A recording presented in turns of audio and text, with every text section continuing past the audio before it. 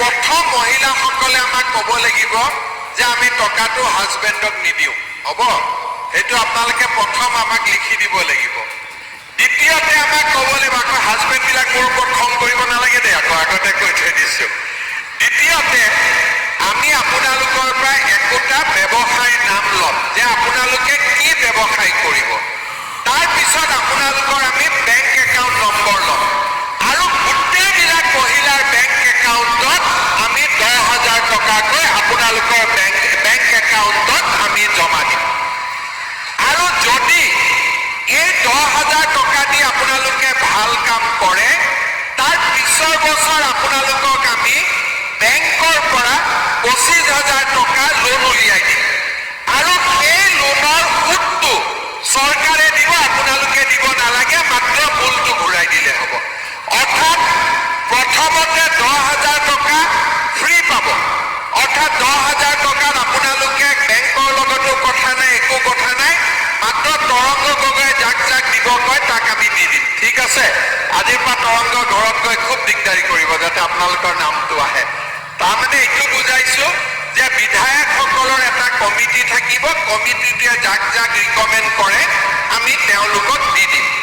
তাৰপিছত এই 10,000 টকাটো যিসকলে ভালকৈ ব্যৱহাৰ কৰিব, এবছৰ পিছত আমি তেওঁলোকক বেংকৰ লগত 25,000 টকা বেংকৰ পৰা উলিয়াই দিম আৰু লগত বেংকক কম যে বাইদেউসকলক আপোনালোকে লোন দিয়ক, আমি দিয়া 10,000 টকা দি তেওঁলোকে ভাল কাম কৰিছে আৰু সুদটো 9%, 10% যি হ'ব, সুদটো চৰকাৰে দিব, মূলটো আপোনালোকে ঘূৰাই দিব।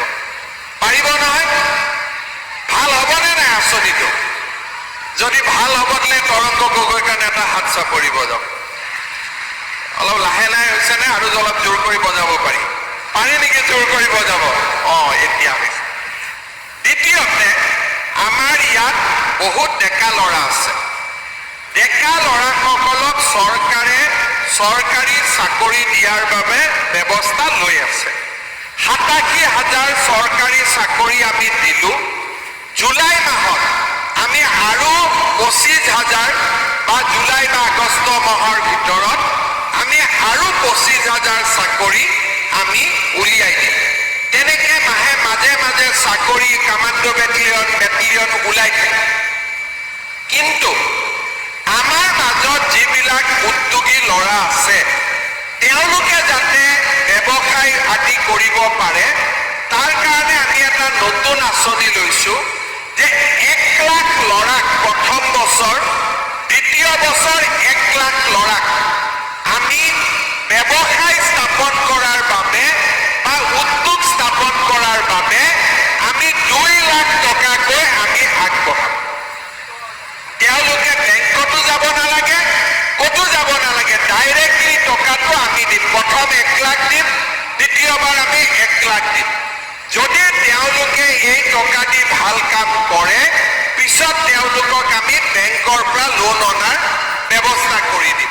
অৰ্থাৎ ল'ৰা ছোৱালীৰ কাৰণেও আত্মসংস্থাপনৰ বাবেও আমাৰ ৰাজ্য চৰকাৰে এইবাৰ ডাঙৰ আঁচনি লৈছে আৰু 40 লাখ মহিলাক উদ্যোগী কৰাৰ বাবেও আমি হাতত আঁচনি লৈছোঁ। তাৰ উপৰিও আমাৰ আই মাতৃসকলে আৰু এটা কাম কৰিব লাগিব।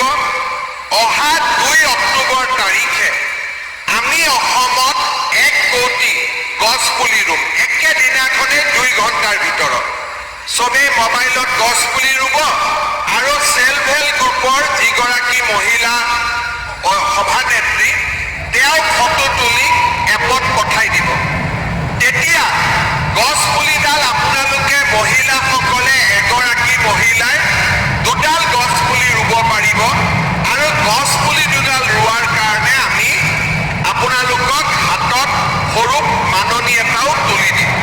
কিন্তু আমি গছ পুলিডাল কি দিম, যাতে শাল হ'ব পাৰে, চেগুন হ'ব পাৰে, খাচী হ'ব পাৰে, হলং হ'ব পাৰে, যাতে ভৱিষ্যতে 6 বছৰ পিছত গছ পুলিডালে আপোনালোকৰ ঘৰখনক আৰ্থিকভাৱে সহায় কৰিব পাৰে।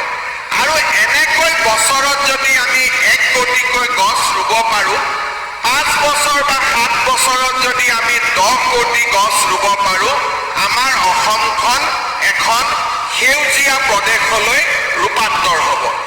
2 অক্টোবৰত আমি যেতিয়া একেলগে সকলোৱে গছ পুলি ৰুম, তেতিয়া মই আপোনালোকৰ সহায় আৰু সহযোগিতা বিচাৰিম।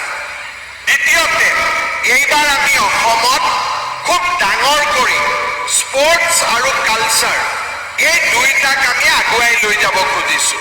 অলপ আগতে আমি ডিব্ৰুগড়ত 1400 ল'ৰা আৰু ছোৱালীক যোনে গিনিজ ৱৰ্ল্ড ৰেকৰ্ড কৰিলে তেওঁলোকক আমি সন্মান দিলোঁ আৰু 25,000 টকাকৈ তেওঁলোকৰ বেংক একাউণ্টত দিলোঁ। লগতে এইটোও ক'লোঁ যে অহাবাৰ 2 বছৰ 3 বছৰ পিছত আমি দিল্লীত এনেকৈ এটা বিহু পাতিম আৰু অসমৰ পৰা 25,000 ল'ৰা ছোৱালীক লৈ গৈ আমি ভাৰতৰ মানুহক আমাৰ বিহু দেখুৱাম। এইটো হ'ল এটা কথা। কিন্তু এইবাৰ আমি অক্টোবৰৰ পৰা কি কৰিব খুজিছোঁ, প্ৰত্যেকখন গাঁৱতে আমি একোটা বিহুৱা দল বনাব খুজিছোঁ। ভূপেন্দ্ৰ সংগীত, ৰাভা সংগীত, জ্যোতি সংগীত, এই গোটেইবিলাকৰ আমি প্ৰতিযোগিতা পাতিম পঞ্চায়ত পৰ্যায়ত। গাঁৱৰ পৰা টীম আহিব, পঞ্চায়তত প্ৰতিযোগিতা হ'ব। পঞ্চায়তত যোনে ভাল ৰিজাল্ট কৰিব তেওঁলোকক আমি নাহৰকটীয়া সমষ্টি ভিত্তিক প্ৰতিযোগিতা বনাম। 5টা খেল আৰু 5টা গানৰ কম্পিটিশ্যন। তাৰপিছত ডিব্ৰুগড় জিলা ভিত্তিক কম্পিটিশ্যন হ'ব আৰু ডিব্ৰুগড় জিলাৰ পৰা অসম ভিত্তিক কম্পিটিশ্যন হ'ব। আৰু আপোনালোকে চিন্তা কৰিব যে পঞ্চায়ততো পুৰস্কাৰ পাব, সমষ্টিতো পুৰস্কাৰ পাব, জিলাতো পুৰস্কাৰ পাব, ৰাজ্যতো পুৰস্কাৰ পাব। অৰ্থাৎ অহা অক্টোবৰ মাহৰ পৰা আমি 3টা কাম কৰিম। 1 কোটি গছ পুলি ৰুম, খেলৰ লগত জড়িত হ'ম, সংস্কৃতিৰ লগত জড়িত হ'ম। লগত 2টা চৰকাৰৰ ডাঙৰ আঁচনি, এটা হ'ল নিবনুৱা যুৱক যুৱতীসকললৈ 2 লাখ টকাৰ আৰ্থিক সাহায্য আৰু আই মাতৃসকলৰ যিমান আত্মসহায়ক গোটত মহিলা আছে গ্ৰুপত নহয় গাইগতীয়াকৈ তেওঁলোকক উদ্যোগী কৰি গঢ়ি তুলিবলৈ তেওঁলোকৰ বেংক একাউণ্টত 10,000কৈ টকা দিয়াৰ ব্যৱস্থা।